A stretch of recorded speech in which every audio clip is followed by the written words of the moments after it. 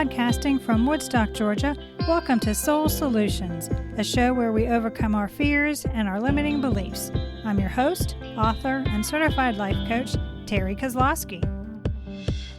I am so excited to announce that my book, Raven Transcending Fear, is now available on Amazon in both paperback and Kindle. Check it out today. The link is in the show notes. You can also go to raventranscendingfear.com. Episode 30, How to Remove the Shame We Feel. I think shame is the most destructive of all the emotions we feel. It doesn't matter where we come from or what we look like. It's a feeling we've all experienced at one time or another. The ego uses shame to convince us we don't belong, we aren't worthy, we're unlovable, or that it knew we would fail. When we feel shame, we have a powerful uneasiness. We experience feelings of insufficiency and worthlessness.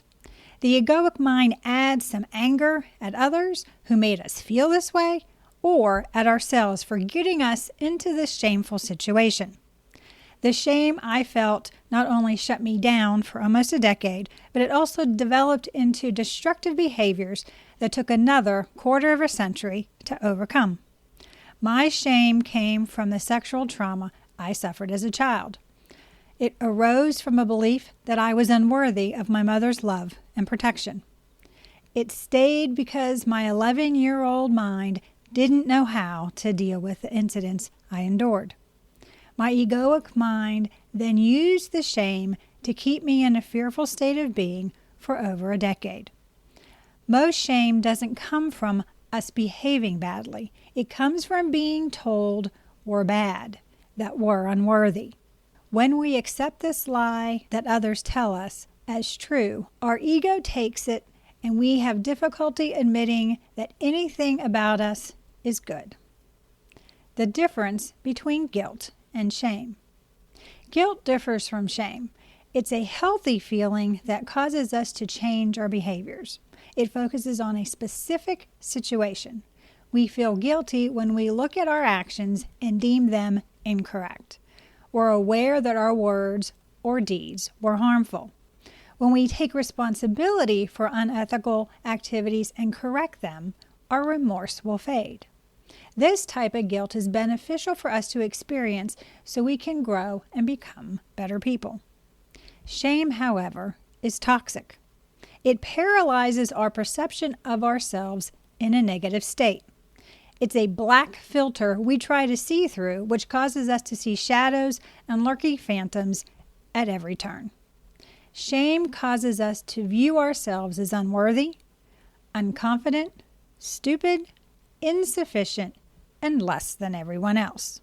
Those of us with oversensitivity to shame develop this behavior during our childhood. It's the foundation of our negative feelings of self-worth and the harsh and unloving self-talk. Although we can have one traumatic experience to produce shame, it's often a result of long-term exposure to verbal and psychological abuse. When a child is being corrected for a behavior to help the child learn, no shameful experience occurs. But suppose the child is told that who they are is wrong or bad instead of the specific behavior.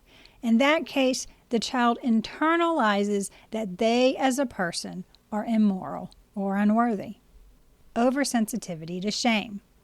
Once we have believed that who we are is unworthy, then most interactions with others get viewed through this lens. We no longer look at any criticism as a way to improve us, but as an additional confirmation of our contemptibility.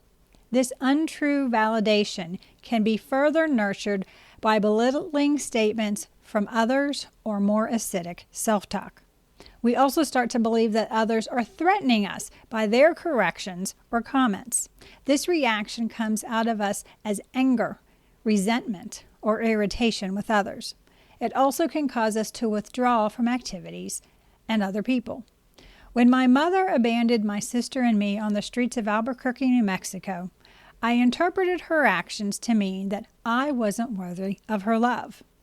Then I felt ashamed that I was so bad she didn't want me. Through the indignity I felt, I denied the hurt, sadness, and anger of her actions and wanted to protect her from the police. Trying to escape shame is a merry-go-round of reactions to triggers that in most instances are benign. Still, the egoic mind keeps us so fearful that we continue the ride that takes us nowhere. We seek ways to numb ourselves through self-medication, workaholism, perfectionism, or more dangerous means. We can become confrontational and domineering to help manage our inner conflict. Awareness to see the ego's control. To understand the egoic mind is lying to us, we need to become aware that the shame we developed in childhood is not a reflection of our worthiness. Becoming aware is the most challenging step because the ego is continually pointing out those things that confirms its point of view. It does this through our inner critic. All negative inner self-talk is the ego's way to keep us in its control. It continually causes us to react to situations instead of examining them. If we pause and observe the circumstances instead of reacting to them, we can evaluate our options. Become the witness of the inner critic. This perceiving means that we are determining who is speaking. Is the ego telling us lies, or is our soulful voice encouraging us to move forward? Once we determine the egoic mind is speaking, we can evaluate if what it says is helpful or another lie. Our soul isn't critical of us. It is loving in its correction of our actions. If we feel bad because of an inner dialogue, we need to dismiss it and look for a better way of dealing with the situation at hand. Learning about our shame. We must be brave to explore the shame we've worked so hard at hiding. Our courage to go within and sit with the feelings is crucial in our ability to overcome. We need to look at it with compassionate eyes. Look at ourselves as the hurt child, and we are here to help them defeat the inner fear. See the feelings from our adult perspective, not the wounded child.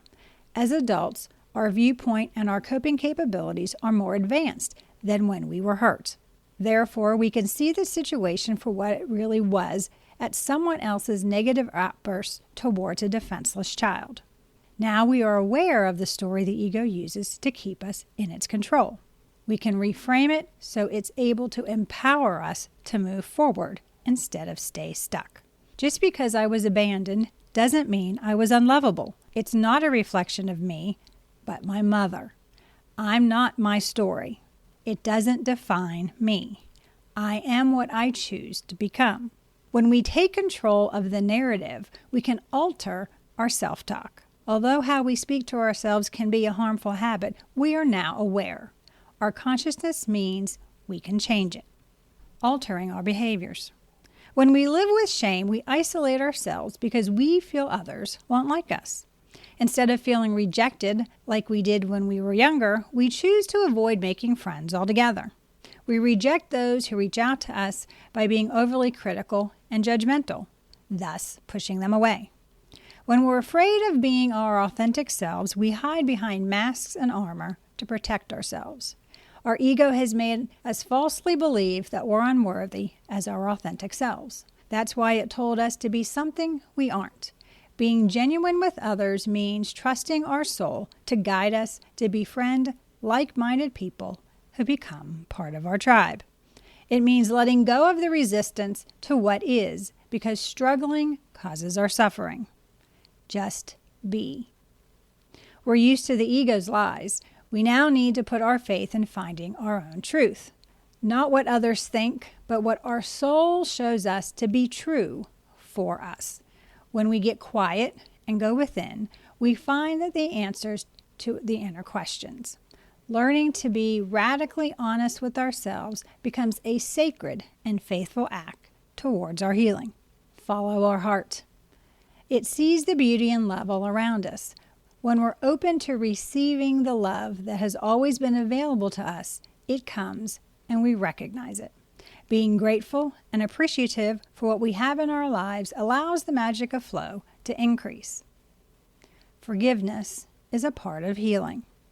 To overcome the shame, we must forgive ourselves for believing the lies of the ego. It's not about making excuses, but taking responsibility for our choices we made and the actions we took. Now that we're aware, we can choose differently with more mindfulness. We need to exonerate ourselves for perpetuating the silence of our pain, the secrecy of our traumas, and the judgment of ourselves and others. We need to be compassionate with ourselves and allow us to forgive our part in prolonging our suffering. We didn't know a better way to deal with our past traumas, but now we do. According to Brené Brown in her book, Gifts of Imperfection, empathy is the remedy to shame. We do this by removing the word should from our self-talk. When we allow our inner critic to use this word, it's implying we weren't enough to deal with the circumstances. It turns our focus to the past and out of the present moment. Look for the lesson in the situation. Pause and choose to move forward.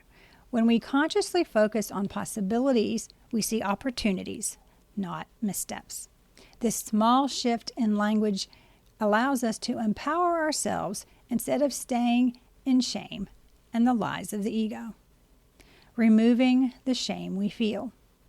I found that the best way to release shame is to acknowledge it. Otherwise, it festers. When we tell a person we trust, we are no longer silently hiding our feelings. When we put a light on it, shame disintegrates because it's no longer a secret. The secrecy of shame is what gives its power. By holding on to the concealment and silence, we allow shame to eat away at our self-worth, pull us into depression, violence, and self-harming behaviors. As soon as we speak of our shame, it no longer has power, and it no longer defines us. In sharing our feelings and our story, we find that we're not alone. Oprah Winfrey was the first person I knew who was sexually abused as a child.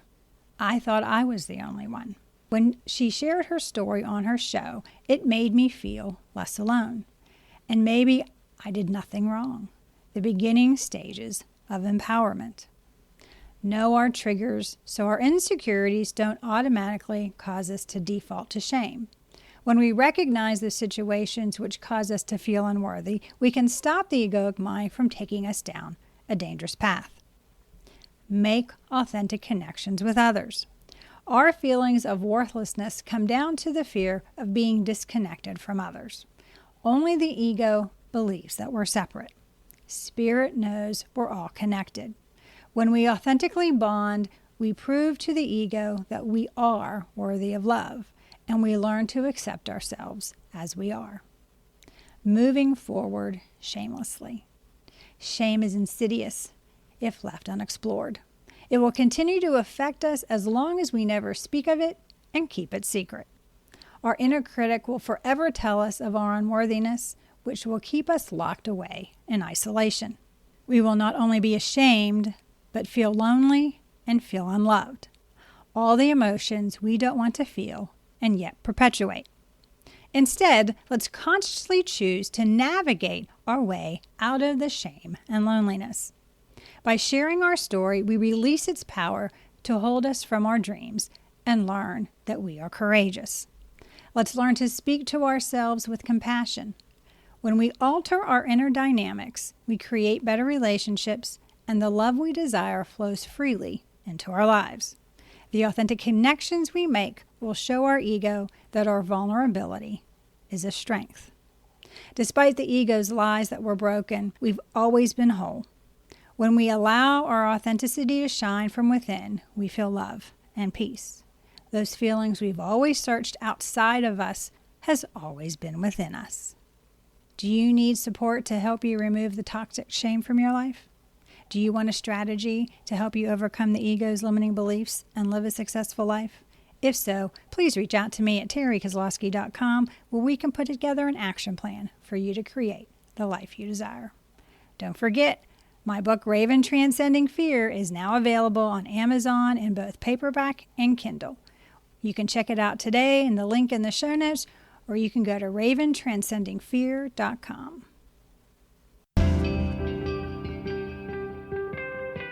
Thanks for listening to Soul Solutions with Terry Kozlowski. If you'd like the show and want to learn more, check out terrykozlowski.com, where you can find the links to everything we talked about in this episode. Please subscribe to the show so you'll never miss an episode as we overcome our fears and our limiting beliefs.